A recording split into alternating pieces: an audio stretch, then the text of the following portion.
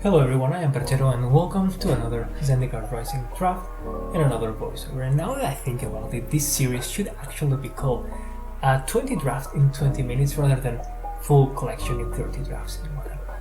We start off with an interesting pick, which is between Skycliffe Shade and the Merfolk Falconer. Because if we take the Shade, we are actually passing Feed the Swarm, which is a very good card. We're passing Vanquish the Weak. The blue card, there was just one blue card in that pack, so there is a strong argument for taking the blue card.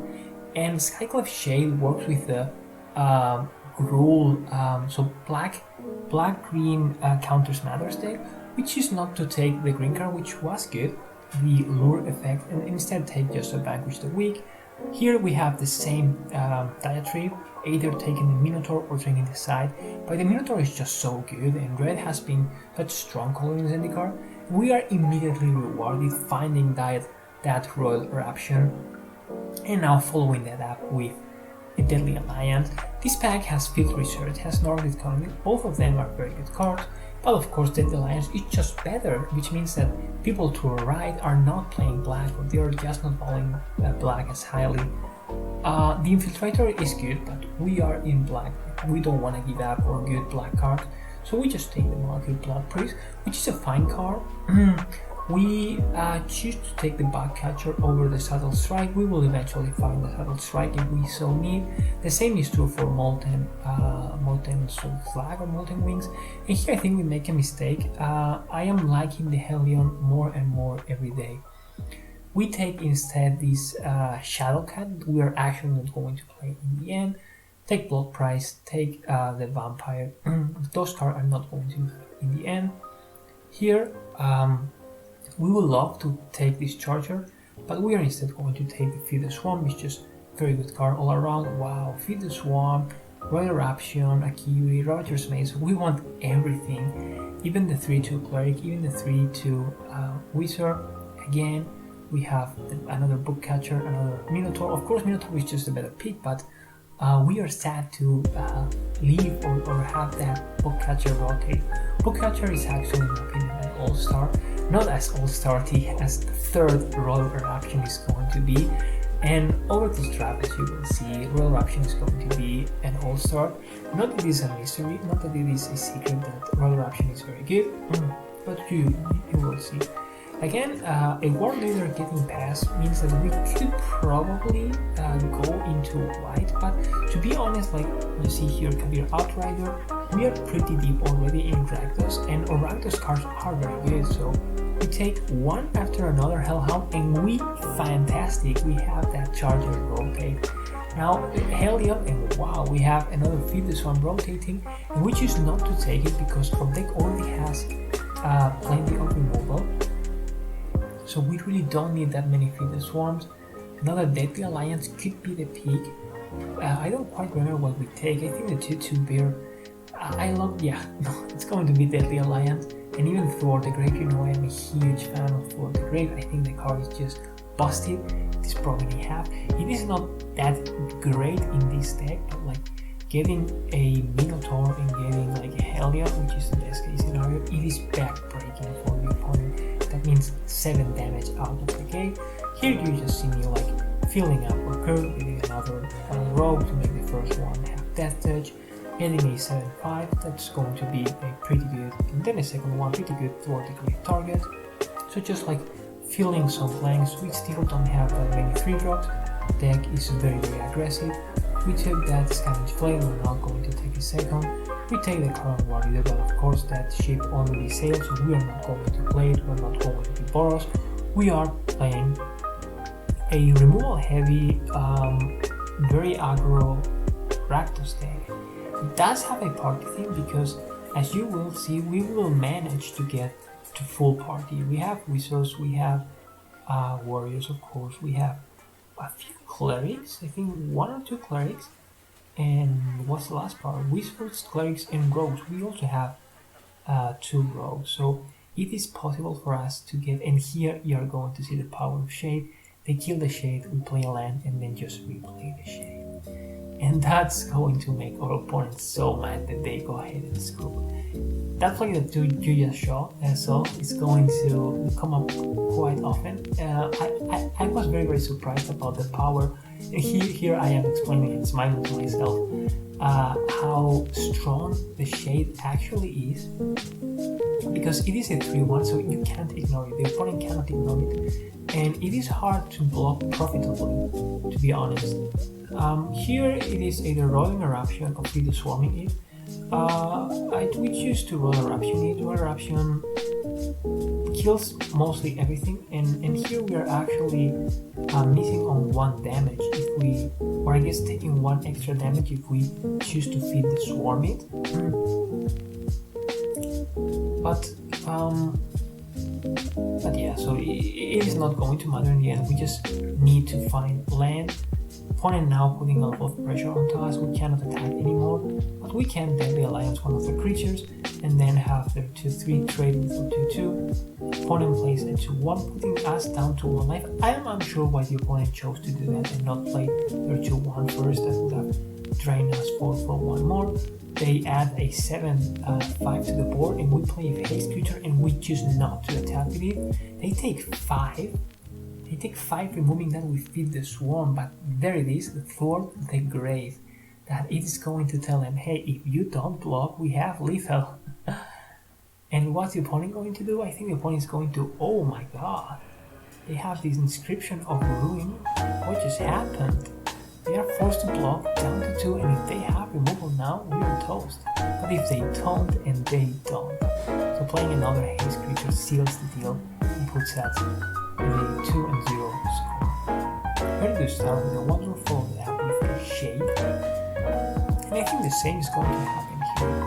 Oh, opponent misses their 2-drop. They kill everything with this Zendikar, but we get to replay the shade. That comes to show you that they just paid 1 mana to kill a 1-1, and we recover the shade very easily. They cannot block profitably, so we play a land and just kill the creature. They again miss their 4-drop, 5th drop, I guess. Play an Electromancer and not anything. They remove the Electromancer. They were worried. They didn't want to remove the creatures. We just killed the Minotaur. Put them down to 6. Oh, what just happened? Jesus Christ, what was that? That is the Zendikar Avenger of this set, I believe. Or Avenger of Zendikar. We have to immediately heal, we cannot attack, but we can block either with the shade. Still, they're just 6 life, excuse me. So if we play our cards right and we have Thwart the Grave, I think we could kill them. Put them down to 4. And interestingly enough, Helium plus 2 party means that Thwart the Grave is lethal. Because we get the Cleric, no, we get the Charger. So now they are at 2 life. Charger pulls them down to 1. We do have the Haste Minotaur if something goes weird. They have us fight, we kill one of the planets, I guess. Now if they have a pump spell, we are toast. They don't have a pump spell, we're down to 2 life. Oh, but they did have the Royal Eruption. We did have fun because that game was very close, very interesting. But of course we lost. And just without hard feelings, move to the next game and play our shade. An opponent of course doesn't block, but they are going to try to remove that shade eventually, and we are going to punish them. Here you see me thinking like very hard about where to put this blade, or whether to roll eruption before or after attacking. We wanna get full value out of this shade, and that's what we are actually doing here. Forcing them to trade with the shade and then replaying that shade, that same shade. Here again, we kill the creature, attack with both, they kill the shade, and then we replay the shade. Like eating through their resources, eating through the creatures. I think this was a small misplay. We should have put the blade on top of the shade, but you know, in retrospect, it is easy to find problems. They block, and then wow, fantastic by the opponent. They have a subtle strike to 2-for-1 us, which of course is very telling. We should have just put the blade again on top of the shade. We trade some blows, they don't play anything. We choose not to deadly alliance anything, and then play a huge creature, then vanquish our shade. They feed the swamp one creature, but they are just at 1 life. That means we can, again, with Thor the Great, put so many threats into the board that the opponent's forces could. Starting off, game number 4, 3-1, with a very good hand, double Skulker, and we start so aggressive with Electromancer using that tempo to put the blade onto a creature. We of course want the Charger to hold the blade, but the red mana is just not going to allow us to do that. So we'll just play 2 creatures, they remove 1 of those, and now what is that? 3 lands, play a 5/4 haste, that is incredible. The opponent chooses not to pump, not to jump back to trade, that puts them down to 6 life. We don't get to use full value out of his Charger, but the opponent is just so low that they just scoop. 4-1. For next game, we're going to play first again, and we're going to be pretty lucky overall, keeping a 2-lander playing first and then finding with that 3rd and even 4th land if I remember correctly. Yeah, 4th land. We're going to play first this game, next game to the next game. So life is good, as a very well-known drafter says. Opponent adds something to the board, we also add something to the board that nobody is really attacking because nobody has profitable attacks. And that is pretty bad for our deck because our deck requires us to keep on attacking. The opponent's sleeves are very cool. That's what I'm checking there. They double block and then we remove 1 of the blockers. And that is also going to be a mistake because we have a threat in our face, and that was the Felidar that's just getting bigger, and the opponent can take some hits. You can jump or 5 or 7/5 a couple of times, then remove it. And to be honest, here the game looked very well. The opponent is going to have a fantastic play next turn, a cat, and then a Jerboa. And then we draw, of course, just 2 hands. Now everything our opponent draws, if it's a spell, it's a spell. If it's a land, grows the whole team. So that means that we have to find an answer to the Felidar, we have to find the cards, we have to find for the grave, we have to find haste. There's haste, but is it enough? It is not enough, we cannot do that. They're still at 14 and they're winning life. But this roller option, on the other hand, this could be it. So we attack with a couple of creatures, trying to see if the opponent really blocks or not.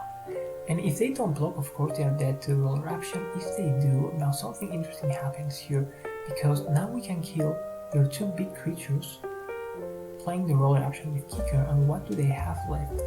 Yeah, their board grows, but the second roller option is just going to make it.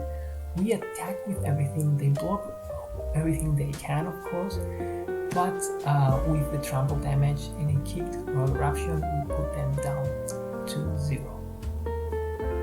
Score now is, and then we get the opponent's sleeves. The score is 5-1, and we get an incredibly aggressive hand with double Hellhound. And what was that? Opponent played a turn 1 bubble snare, so they knew what was coming. They played 3 mana 6/6, but that's going to attack or block in like 20 turns. So we're not really scared, but we have to keep in mind that even if they are at 12, things can change very, very quickly. Add a 3/4 to the board, and in our deck this 3/4 is just a 3/4. We're never going to activate the threshold ability. The Expedition Skulker has haste, and we have Deadly Alliance and roll action, so we are feeling pretty safe. At the moment they're just a 10, but our graveyard is filling and they're gaining some tempo with this Gazer Mage. We choose to Deadly Alliance, and that could be wrong in retrospect. We choose to Deadly Alliance the Gazer Mage, though I think we should have killed their 6/6, because the 6 is going to come online just now, as you see. That just make our life 100 times more difficult. Is it going to be enough? I don't really remember. I think it's not going to be enough. Our deck, wow, as you see, like we are playing very, very aggressive. We know we have other options, and that's going to represent either 3 or 5 damage. We have 2 creatures that just have 1, so we go ahead, attack with the Minotaur, and then just keep putting more and more damage to their face. And we want to find land, we want to find a swarm that brings back, before the Grave brings back some couple of creatures, maybe 2 Minotaurs for lethal and whatnot. But we can manage to find that swarm. And we do find a mountain. Mountain's good, but mountain doesn't mean we can play for the Grave. We still have that royal option, and over the course of the next turns, if we find that 7th land, and there you see they mill the land, we show them everything but the royal option, so they discarded for the Grave, and now we just need to find 1 land, and 1 land only, because 1 land means we can keep the royal option, and now we don't even need it, because they feed the swarm or huge creature and took a lot of damage. So 6-1, and this is the game for the trophy. And for the game of the trophy, of course, we're not going to play first, but our hand looks very, very good. A 1, a 2, a 3, and a 4. And our 2 is, what's that? The Skyclave Shed that has made our opponent's life so much difficult over the course of the game. They choose to kill it, and look at that, we replay that. And last time that happened, the opponent scoop. That's not going to be the case here, I believe.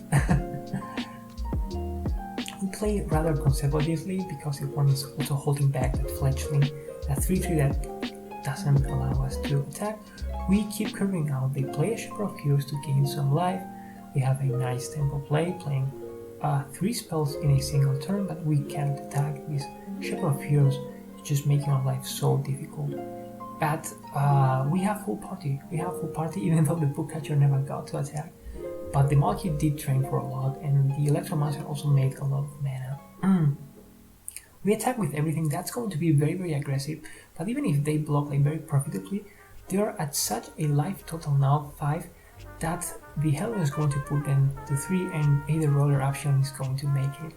Opponent scope, seeing the writing on the wall.